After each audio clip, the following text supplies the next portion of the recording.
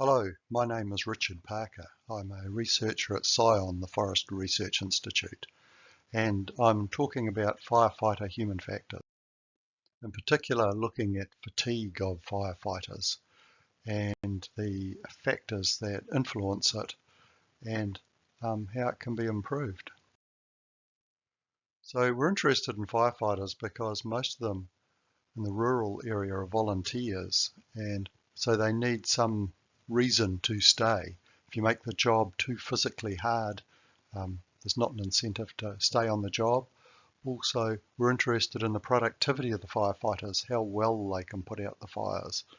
And we want to develop new tools and techniques to reduce workload and fatigue of firefighters.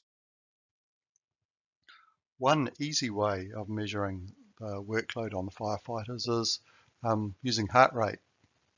It's very easy and quick to measure.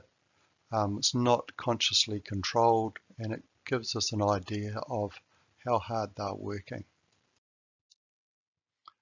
And what has made our work unique is that we do a lot of measurement of heart rate at real fires.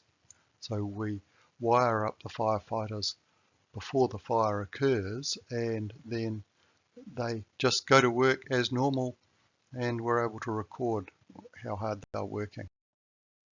Firefighters self-pace.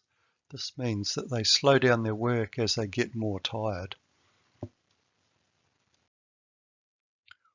We've measured heart rate on firefighters just doing a repetitive task, in this case what's called mopping up. This is looking for still burning material in the ground like roots and pieces of wood.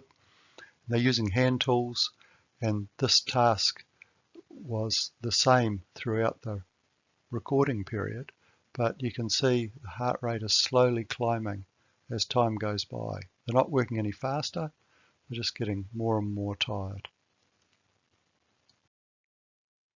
So rest is very, very important on the fire ground. Because firefighting is a relatively unstructured work, you don't stop at 10 a.m. for morning tea and at lunchtime for lunch. You carry on until things are safe. It means that when you do get an opportunity to rest, it's very important to actually sit down and relax. There's another type of firefighting called initial attack, where you're trying to put out the flames. This is the active fire that we think about when we think about firefighting.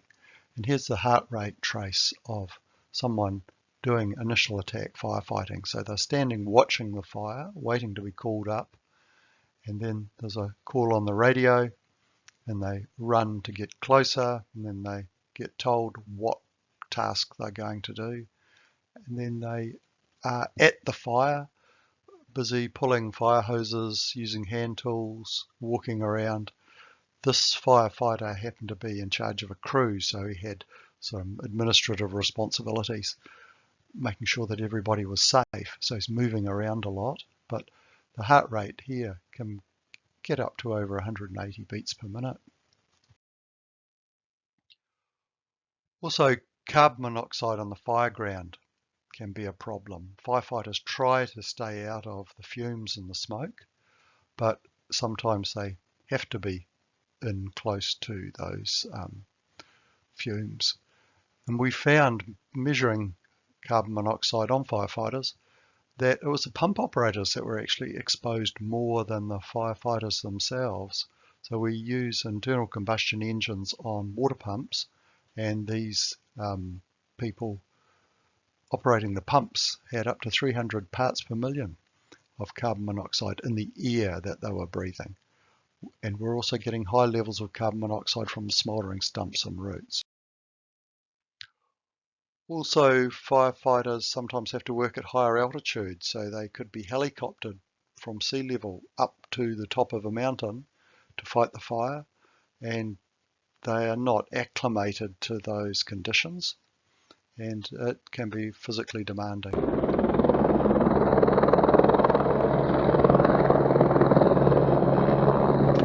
So in this case, we've got a firefighter working at 3,500 feet above sea level, 7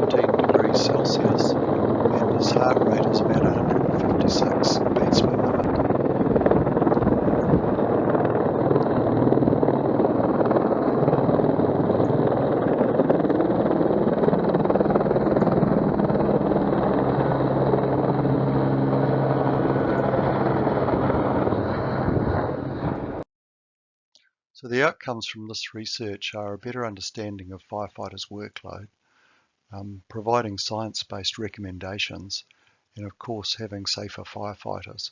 We're also producing a fire line production calculator so we can provide estimates of how much fire can be put out in a certain period of time, and this is used by fire managers. Thank you very much. If you have any questions, ask Lisa.